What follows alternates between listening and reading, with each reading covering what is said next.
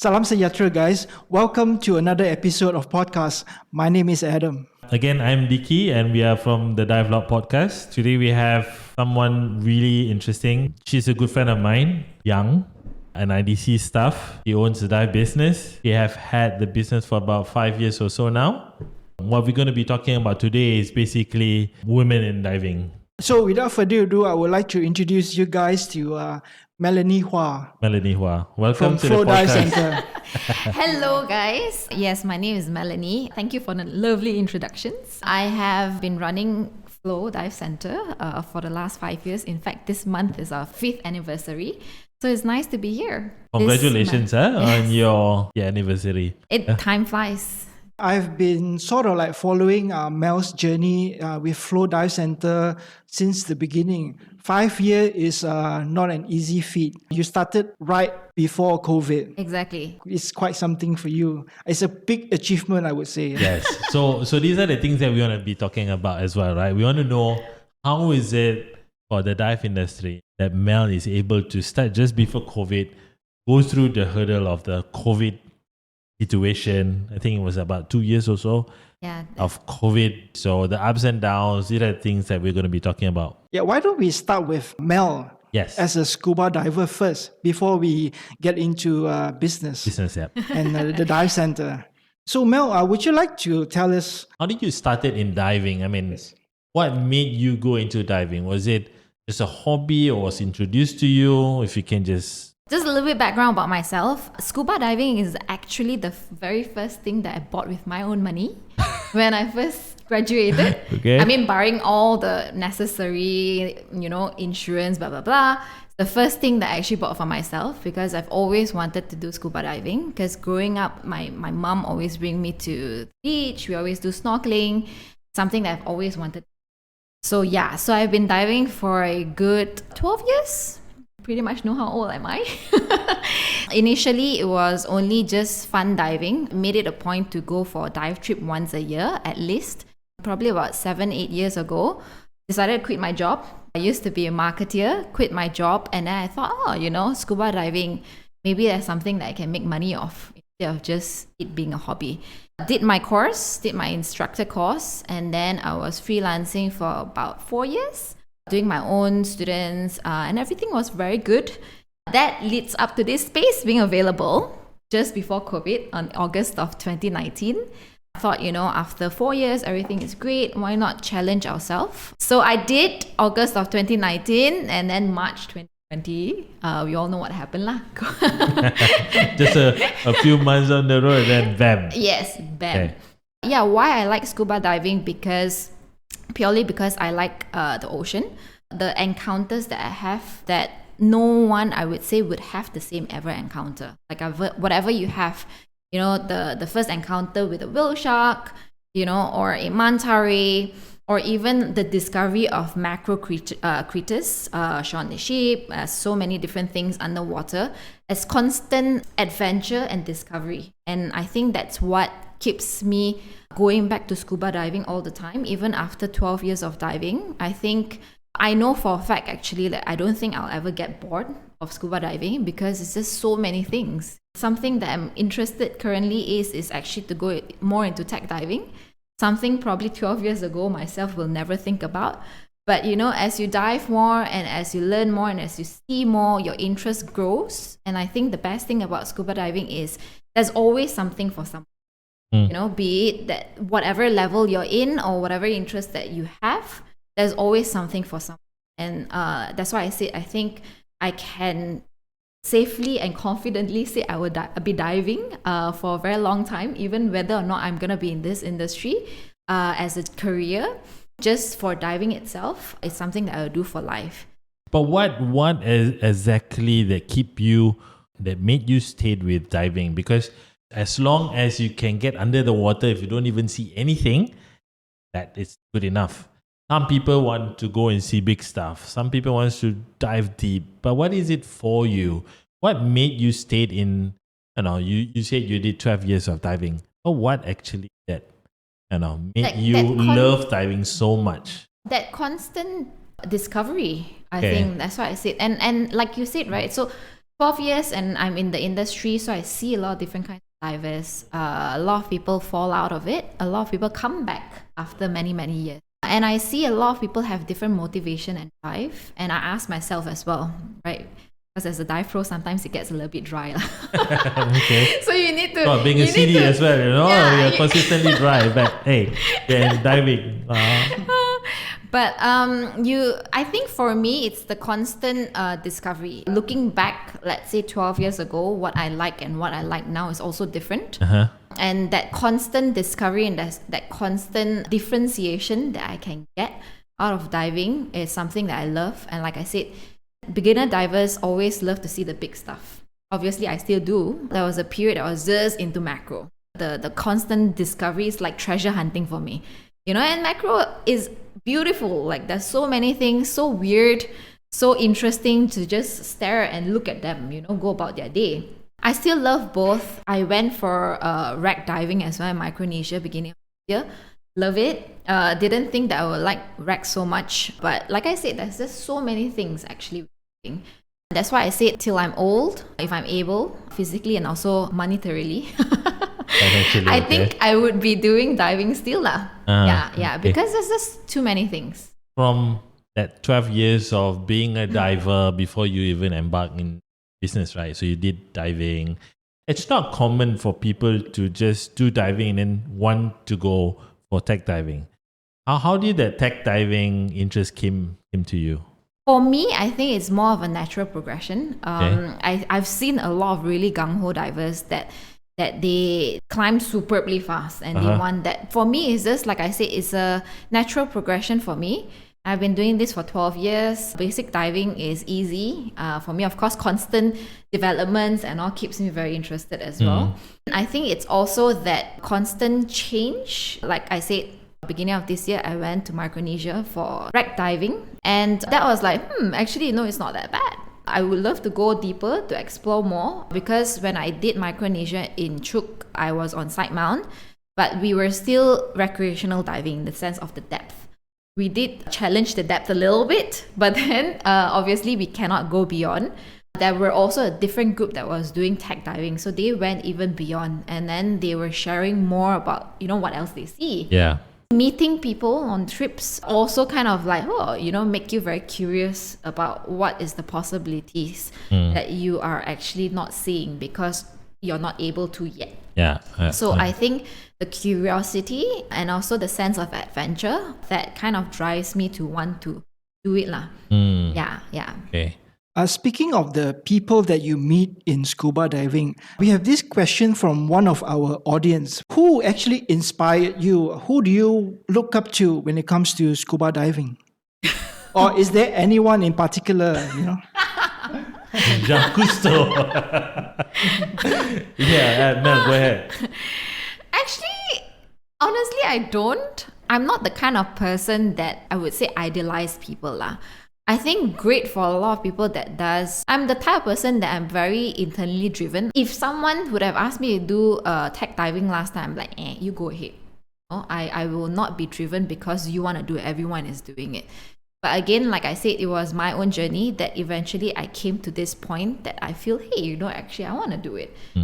So I think I'm very internally motivated in that sense. I am not challenged. I'm not, how do I put it?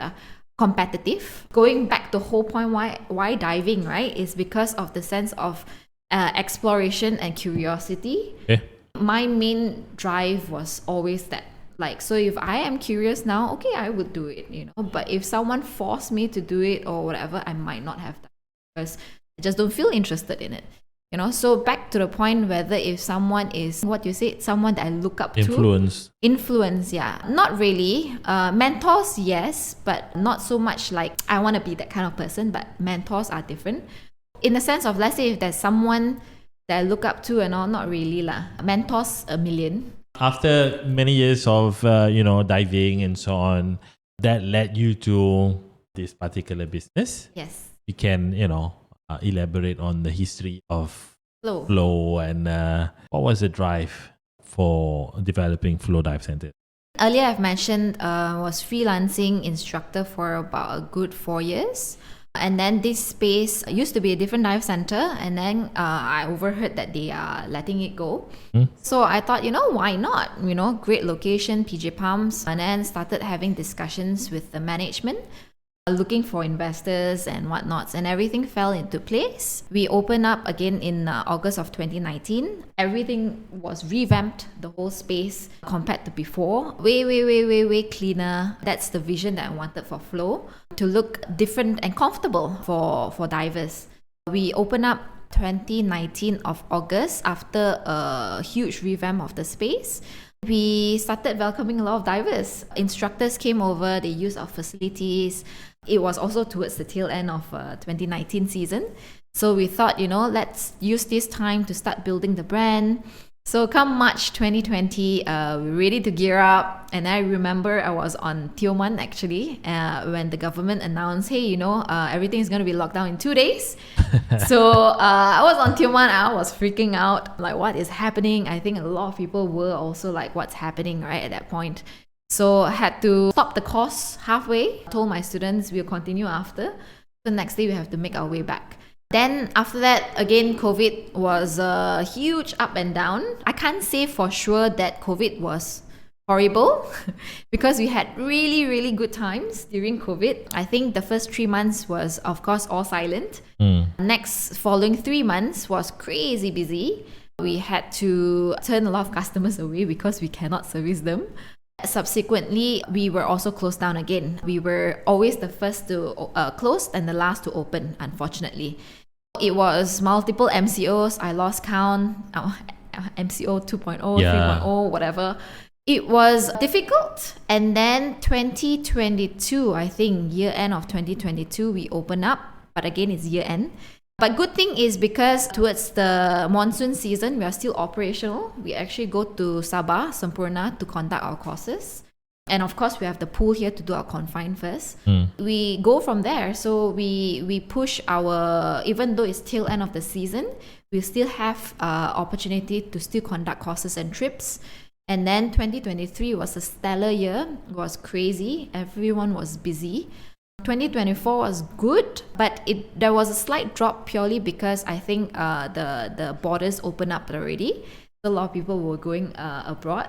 Yeah, so it has been a very interesting journey. I think it is really like a roller coaster, ups and downs. Like any other business as well. Like any other business. Yeah, so 5 years is a blink of an eye, but also not so much. But yeah, we are very proud that it's been 5 years, and the brand is doing great. People know about us. So Mel, I would like to actually know how does the name Flow comes about? Because I think it's an interesting name for a dive center. Yeah. At the beginning, I thought it was a dive center that do a lot of cave diving because of flow and that kind of stuff, right? Well, so yeah. I actually have a friend who opens a yoga center that names Flow. Okay. Flow yoga. All right. Yeah, Flow Yoga, and this is Flow Dive Center, which is why I'm interested. How does the name Flow comes about? So Flow Yoga opened quite around the same time as when we opened also. We did not know that they were going to open, and a lot of people had that question also. Oh, do you own Flow Yoga? I said, nope. We are not related. I don't know the owner. Maybe, Adam can introduce us. But yeah. How Flow came about, the name, I actually had this idea before we even secured the space. So again, 4 years in, it was kind of like a progression. Maybe I was thinking of creating like a community. So not so much a dive center back then, but more so like a community of divers lah, How and why is because also related to yoga. So I do yoga and I also do rock climbing also. The long story is basically if you're interested, it's a little bit philosophical, but if you're interested, you can go and read up about the state of flow. So a lot of athletes or anyone that is at the top of their game, like anything that they do, with so much practice and repetitive doing, a lot of us sometimes find ourselves in this state of flow where you're performing at the best that your whatever body or whatever can do without you even thinking. It was actually from the idea of the state of flow. It's going to be a long conversation about this, but it's basically from that. And same with flow, what I wanted to do is I wanted to create that state of flow for people while diving, you know, that you don't think so much about it. And I think both of you also don't think so much now because it has been diving so many years, right? Versus remember the first day of you doing your open water, you'll be thinking, oh, this is it. You know, so many things that you're thinking about. But eventually, as we do through repetition, through practice, we eventually achieve this state of flow. Yeah, so flow, the name flow actually came from there. It just sounds great. Our logo looks like a wave, and it's actually inspired by the Japanese Enso, which is a Zen, which means Zen. But yeah, we made it look like a wave as well. So everything falls into place. To you, as the owner of the dive center, what is flow to you, and where would you like to bring flow to in the near future? What is flow to me? It's a baby. What is the purpose of flow? To me, Yes, of course. So again, it was very progressive, right? Like I said, quit my job, freelance instructor, open up a dive center. So like what Dicky said, it's my baby. What is it moving forward for everyone? Actually, I want flow to be a community space. I think since day one, that's something that I really wanted to do, is to have a space where people can come and go at any time and meet different kinds of divers as well. Because one of the most common things that I hear from divers is that they stop diving because their previous diving buddies stopped diving because of getting married, giving birth, and then they're like, oh, I have no one to dive with. And I feel that that's very sad because there's constantly new divers, you know. The thing or the gap that I see is that a lot of divers, after getting their certification or whatnots from the island, they come back to KL and then there's no people or there's no community here. Or they don't know where to find, you know, to kind of get or be belonging to somewhere. Because like I say, I do rock climbing, and rock climbing in the recent years has progressed. It has grown a lot, but then I started climbing maybe about 10 years ago. It's a very small community and we see each other every day. But diving, it's difficult because again, people dive only like a holiday once a year, right? So we do want to create that space, and that's why we do have, like, if you want to come over and rent your own gears, come and practice yourself. It's easy access. You know, we do have also community social nights. We have not had one this year yet. We've been probably busy. But we do have activities like that to actually get people to just come and know each other. And also being a dive center right in the middle of the city, what do you think is the biggest difference between your dive center and those dive centers on the islands? One thing is we have the pool here 24/7. Of course, we only open 10 to 7. But you can always practice. And same with any other skill, be it driving or whatnot. Practice makes perfect.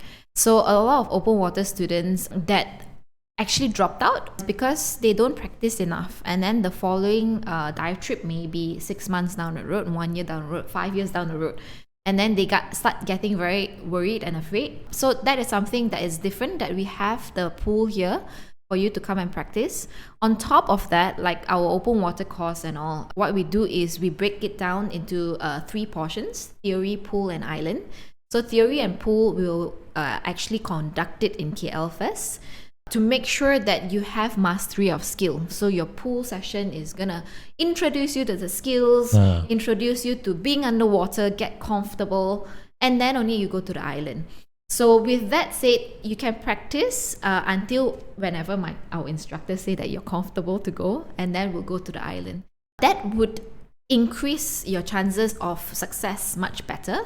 And then of course, then on the island, we'll complete the 4 open water dives over there.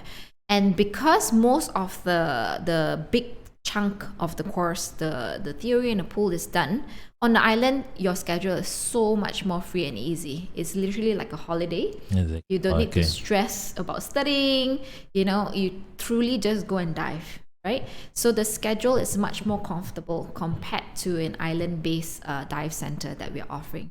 And of course, we do equipments, we have dive trips that, you can always join us, get to know other divers. So we offer different kinds of services and different islands as well. So for open water course itself, we rotate between Tioman, Tenggol, Perhentian, Sempurna for monsoon period.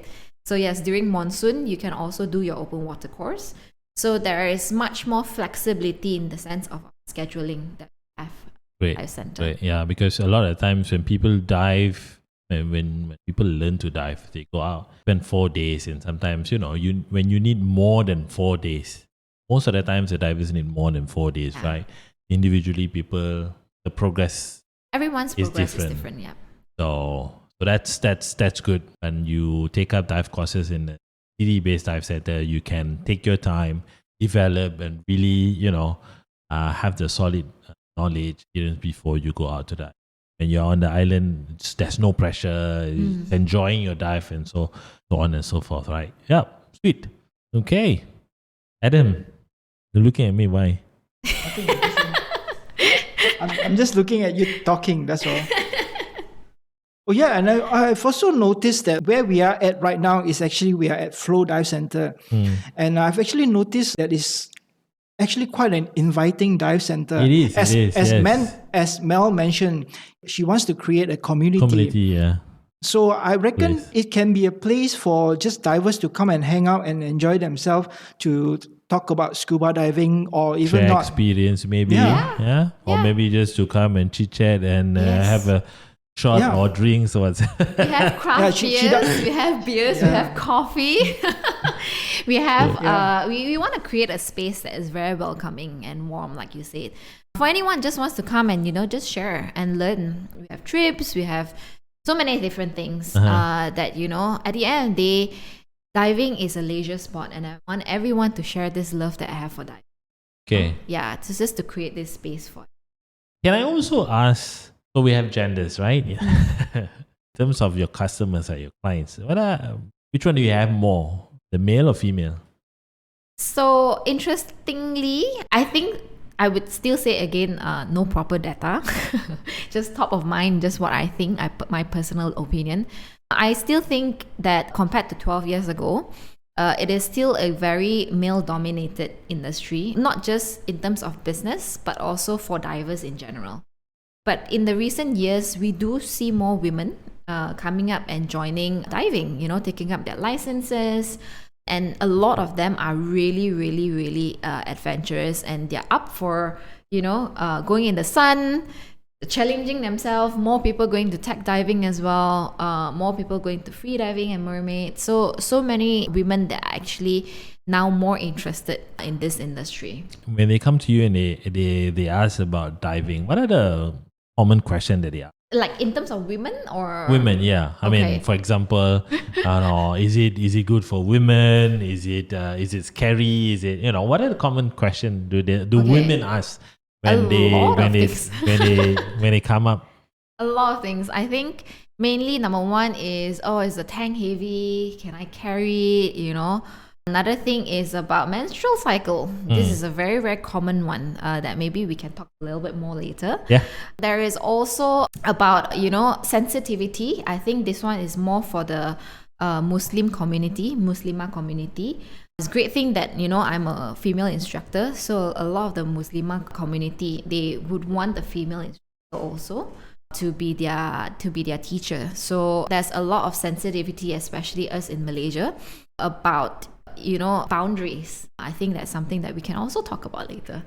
Yeah, so about women generally, I think the main concern would be whether they can do it or not. I think mainly it's about physical. It's heavy, can we do it? That kind of things. But you'll be surprised, actually a lot of women, smallest girl that I've seen, superbly strong, like carrying the tank like nobody's business.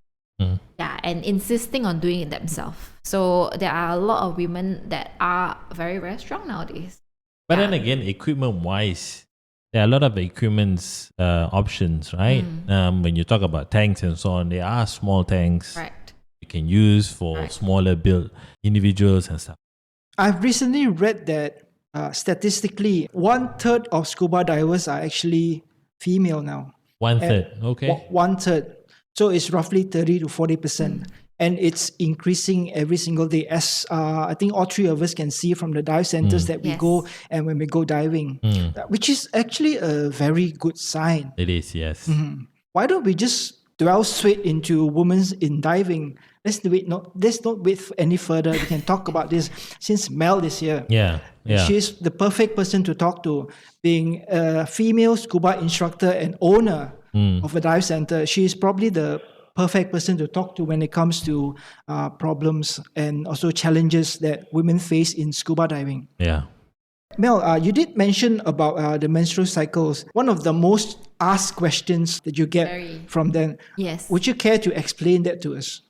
So I think we get a lot of women that comes over and they will be like, let's say for example, they've scheduled a dive this weekend, and they're like messaging us and like, can I reschedule? And our common answer is no, because we can all dive. I dive all the time. I teach all the time whenever there is a menstrual cycle, And there are a lot of different options now in the market. I've even actually did a video on our Instagram that teaches, different options such as tampons, menstrual cups, things like that are easily available for us. No any effect at all. Like I don't feel anything. Sometimes I forget about it. And during diving, literally nothing. You don't feel anything at all.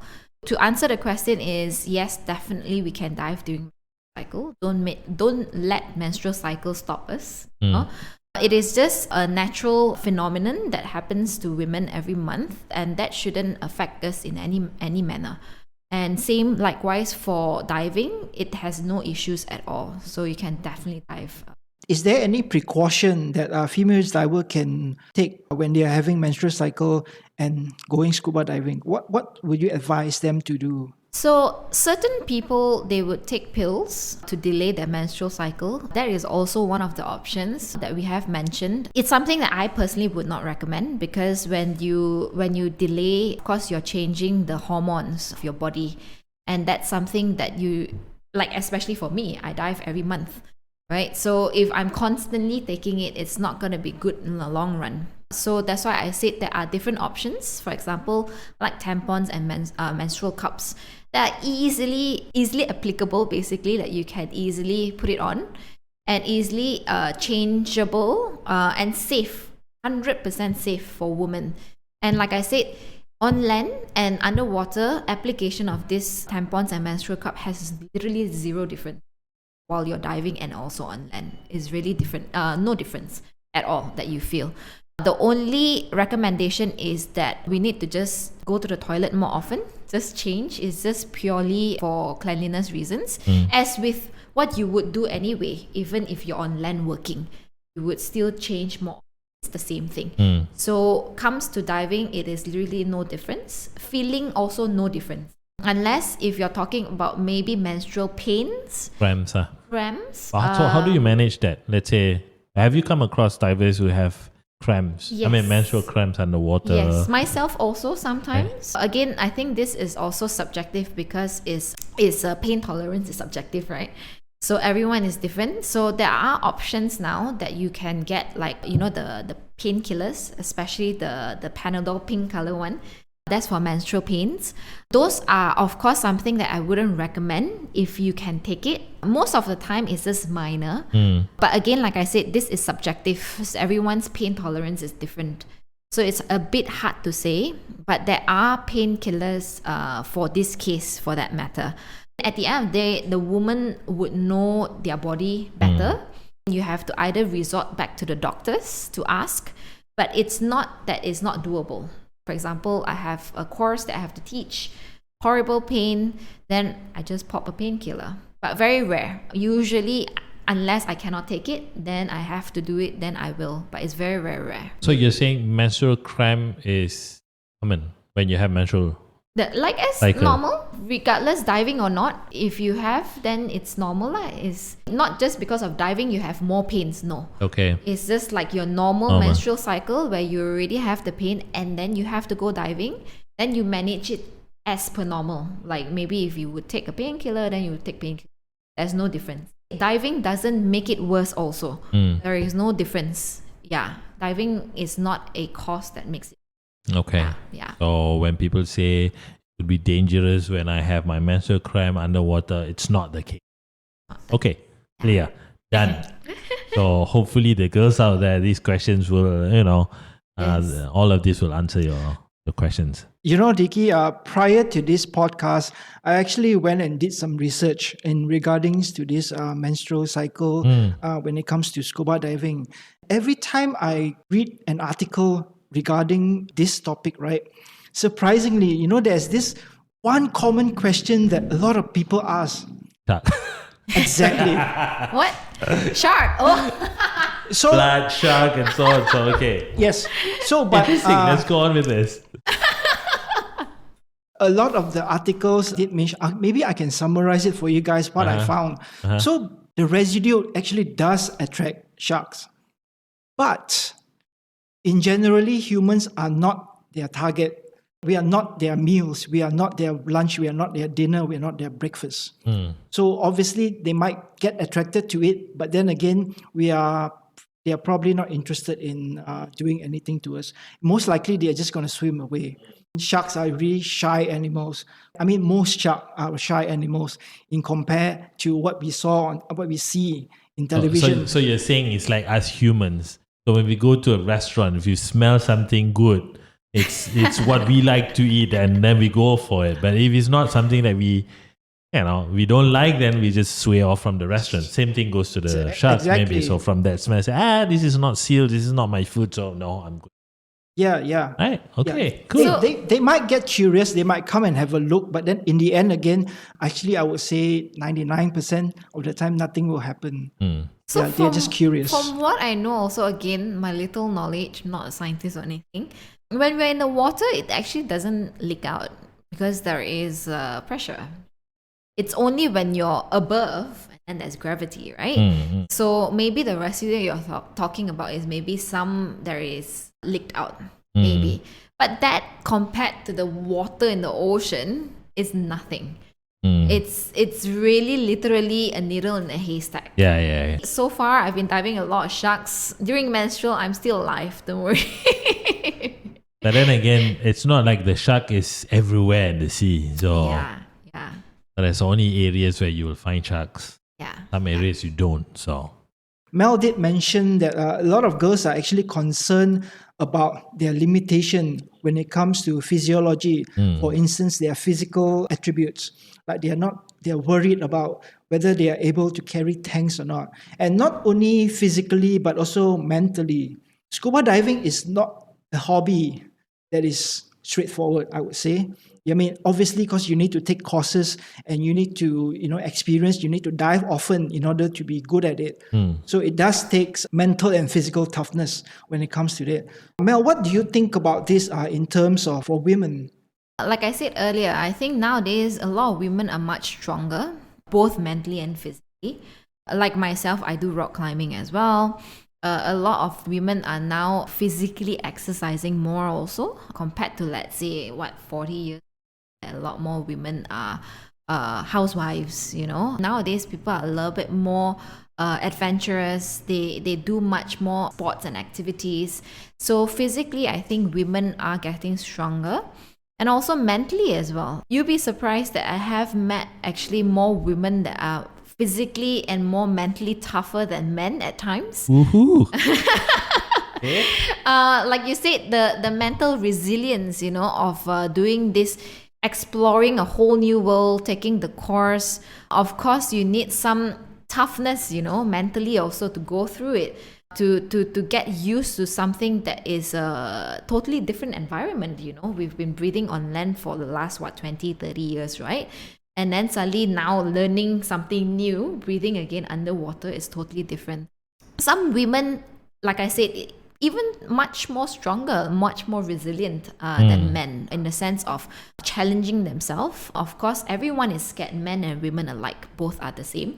But overcoming them, I have seen some women, like I said, even tougher than men. I think regardless gender, at the end of the day, it boils down to the person itself. Yeah. So don't feel limited by your gender. Same thing with what we've mentioned earlier also, the benefit of doing here in KL first, you have the pool and all, is to actually slowly build that confidence level and to build that mental toughness also. So instead of throwing you straight into the ocean, you start off with like a kindergarten first lah, in the pool here first. So it's a progress that we slowly build that mindset and that mental mindset. Then eventually we go to the island. So don't worry, we are here to really build both physical and mental. Again, same thing with what Dicky also said. If you're worried about your size, you're not very strong, there's always options, smaller tanks, different options on gearing up. So all this will be taught and provided to you during the course itself. So don't get deterred. Don't feel scared that, you're not strong enough or no, you're not mentally tough enough just because you're a woman. The moment if you're willing to step in and step up, we will help you go there. Don't just be limited because you're women. Yeah. Over the times that we were on the islands, there were a couple of women we saw or we met who are really active diver, and it speaks to the both physical and mental fitness. And if you're listening, I think you know who you are. We met this particular girl who comes to the island all by herself, gear up on her own, setting up her equipment, does side mount diving, and then she went to dive trips all by herself, and then meeting people along the way and that kind of stuff. So as opposed to a lot of us boys, we always, even like me and Adam, if you ask me, I won't go to the island alone because I want to have someone to talk with, that kind of stuff. So yeah, with that, I do agree with what you're saying. Women nowadays are really strong and physical and mental fitness both. Sometimes it's just, putting your mindset to it and then get it done. And you won't know until you try it, right? Correct. And I love your stats that you're saying, like 1/3 of divers are actually women now. So it's happy to see the numbers are growing. We want to see women coming up to instructor levels and more taking the professional roles in scuba diving. I want to see more IC staff, course directors. And instructors, that's definitely. To that point, I do also want to see that. I think most of my DMs are still male. I think a lot of concern when it comes to dive pro switch, right? It's also the idea of, I have to carry the tanks. Can I physically do it, as a dive master? Yeah, of course we have to, but it's not something that is difficult. You eventually, as with anything you do the first time, it's going to be tough. You'll feel very, very tired. By the end of your DM, trust me, you'll be carrying like nobody's business. And all the guys will be staring like, whoa,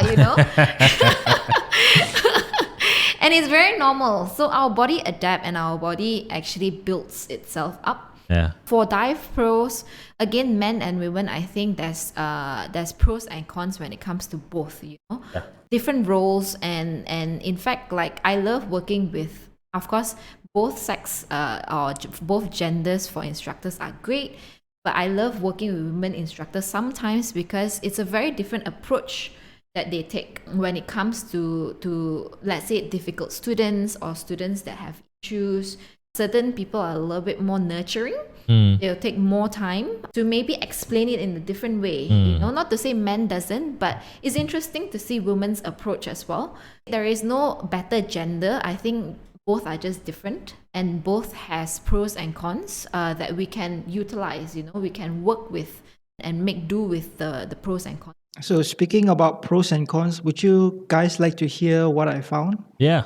Let's go with the pros. What is the advantage of women in scuba diving? Okay. Number one is their gas consumption is much lower in compared to men. Smaller lungs, okay. Yes. I mean, due to their physical size and lungs, right? So obviously they will last longer when it comes to gas consumption. Gas consumption, okay. So in a way, women actually dive safer. I mean, they have more time when they're underwater. So you get to really maximize the same tank size. I have known divers that go down on a 1.5 hour dive and they come up with more than half a tank.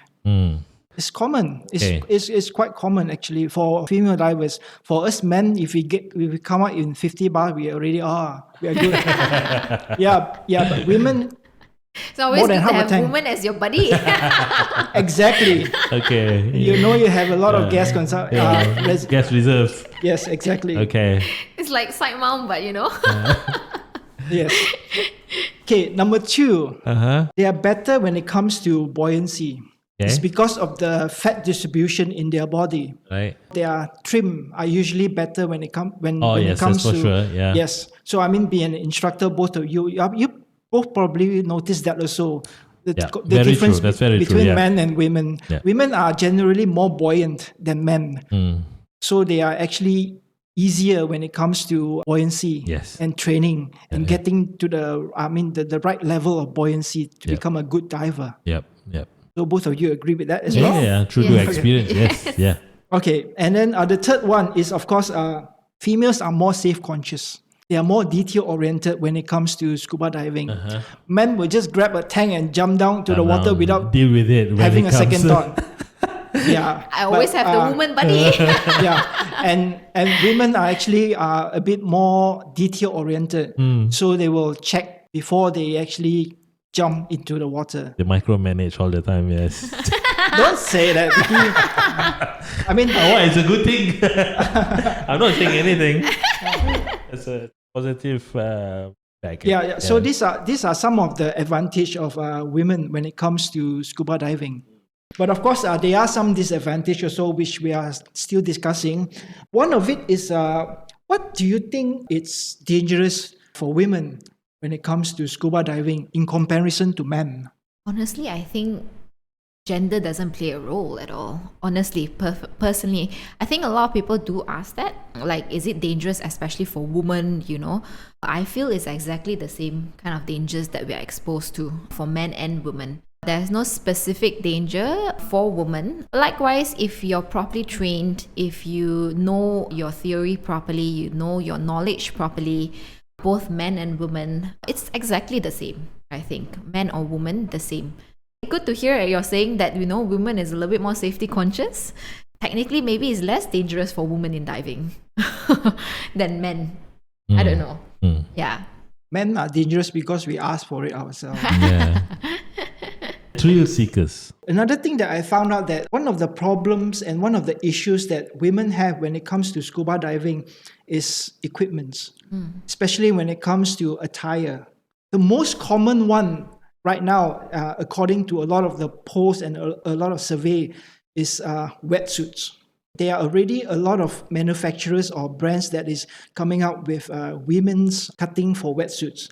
But generally speaking, as you guys know, most of the dive centers carry generic unisex type, which might not fit women sometimes. So that is one of the problems. But apart from that, what is your opinion when it comes to attire? So I think exactly what you said. I think in the last 12 years compared to when I started diving, right? The industry has grown a lot and very fast. But 12 years ago, everything is black. There's not a lot of options, Boring, styles, yeah. everything is pretty similar. A lot of men option as in cuttings. But nowadays, there's so many options like colors, shapes, design. If you want cute patterns, there are. Yeah. If you want stylo patterns, there are also. Men and women, again, with I think 1/3 of the diving industry, right? Of the diving community are women. I think manufacturers are also looking into that as a monetary opportunity, to start selling more women products, women wetsuit, women hoodies, because physically our sizes are different. It would make sense that there will be more of these options. And also, again, women wants to be more stylo-malo lah. They want to be colorful. They also want to look great underwater. There are a lot of different options now. There are certain options, they call it the skin suit. There is like a rash on the top, but it's like a whole full swimsuit. And some people are wearing socks just with it only. Something that I will not do because I'm very scared of cold. But there are also Muslima options that are available. I do have a lot of Muslim students, and there are a lot of different options to suit what you want and what you need. So especially Muslim women, if you're worried about exposures, there are options for you, and you can wear however you feel comfortable while achieving the same goal, which is to dive together. don't worry, I think, so much about exposure. I think especially some Muslim customers, they'll be worried about, oh, do I need to wear something exposing? No, not really. There's a lot of different options right now. So I have this question for both of you. So speaking about modesty, right? What do you think about the relations between men and women, male and female? What is ethical when it comes to dealing with the opposite sex? For example, do you guys actually ask for consent at the beginning of the course? There might be times that I need to touch you. There might be times that I need to, be physically close to you. What do you guys think? So for me, generally, if I need to touch anyone for that matter, girl or guy, right? I would ask if, let's say, for example, okay, just to adjust and everything, I'll just say like, is it okay that I touch you or whatever? I would generally just ask. But of course, when it comes to cases where it's emergency, let's say they bolt up or whatever, I have a different technique to deal with both men and women, but to ensure that we do not cross the line of boundaries, physical boundaries. There's proper ways of how I would actually manage the students by holding the bottom of the BCD instead of the strap of the BCD to avoid sensitive areas, which is applicable for both men and women. But I think one thing maybe for women instructor, we're a little bit more lucky in the sense that if we touch guys, guys are fine. If we touch women, women are fine as well. So maybe in that sense, women instructor are a little bit more... Safer. Yeah, we are safer. Safer in I that would regards, say. yeah. But for male instructor, what about you, Dicky? Well, over the years of me teaching, right, first of all, the amount of female students and male students, mainly I teach a lot of male. So I do get female, but I guess the female that I've come across or I have conducted courses with does not have all of this issue. Consent-wise, yes, a couple of times, but I don't really do it, not because of any reason. Just sometimes it's not a practice. The way I deal with my students, especially when I have female divers, is that they have issues. I will point it out to them and get them to take charge of themselves. So overcome the issues by themselves first. If they can't, and then I will tell them, do you need my help? Then I will act accordingly. So those are the things that I do. Very minor physical interaction between male and female anyways. This topic that we are talking about mainly maybe due to the fact that there are gender sensitivity, especially in Asia, the Muslim or maybe just female in general, like female don't want to be taken advantage of. But the thing is, you may have a certain perception towards male or male instructor, but not all of us want to just touch female, because bear in mind, it's also our name, it's our bread and butter. Yeah. We need to take care of this. Because if you don't, then there goes our source of income and work and all that kind of stuff. There are also bad apples in the industry. So how would you deal with them? It's like any other field. If you are being harassed, then do the necessary. I've never had any issues. Under normal circumstances, when you guys are teaching course, whatever courses like open water, advanced rescue, dive master, is it actually necessary to touch your students? Depends. During the course, if everything goes smoothly, then no. Certain situations, certain circumstances will require you to help or take quick reaction so that it does not get worse for the individual. Like for example, if the student is as if he or she is going to shoot up to the surface and you have to react. So trying to react to that, you might bump into the students in whatever manner, but that's not intentionally. Most of the time, what we do is as well, we will, observe and we'll come from the back. We'll try to, avoid being, in contact with the female students, but we come from the back so that we only manage the equipment to help out with the students. But yeah, sometimes, there are times where you can't avoid bumping into your female students but that's not intentional. What have you got to say, Mel? Yeah, I think generally no. I agree with exactly what Dicky said. I think generally the course itself, I really don't see any, how do I put it, physical touch needed on especially private areas or sensitive areas. Sometimes maybe by accident, I guess if it happens too often in the same course or that duration itself, maybe there's something that is cause for concern.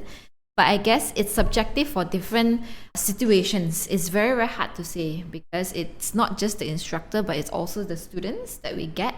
Everyone is very, very different underwater, and also learning is also very different. Generally, again, in a blanket statement for most average students, and also the course structure doesn't require you at all to actually have physical contact with all these sensitive areas. So in the sense of maybe the boundaries, that if women want to know what should I be concerned of, what is normal, if you feel, like I said, if it happened more than once or twice and that short duration of your course, maybe that's something that you should maybe start talking to someone, maybe another dive pro, because the dive pro would know your situation better, a different person maybe that is on ground at that particular point to hear your story. Maybe that's something that you can bring it up, before actually blowing it open. But of course, if there is cause for concern, always voice out. Do it in a sensible manner, because even for male instructors, it's our bread and butter. If we are wrongfully accusing people for something that is not right, that's also not good. But of course, if there is a case of sexual harassment, do voice out. Do not keep quiet, because there are cases where if this goes unchecked, you will not be the last victim. But again, do it with sensitivity and tact. Talk to different people.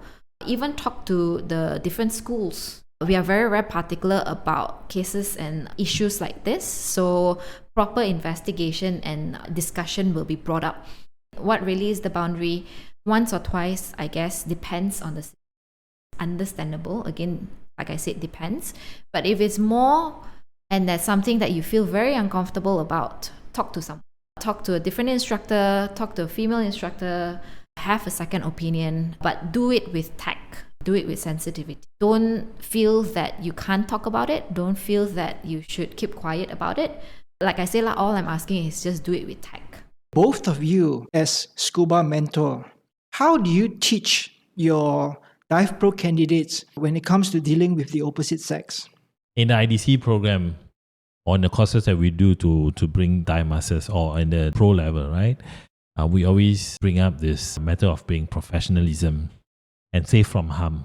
It's taught to them, it's instilled in their mind that, they need to be sensitive with gender, female conduct, appropriate conduct, professional behavior, and that kind of stuff. So it's in the course, we tell them what are the do's and the don'ts. We highlight, in fact, during certain water skills, the way we teach them or how to approach students is always in a manner where we avoid inappropriate act. So those are the things that we do when we conduct pro-level courses.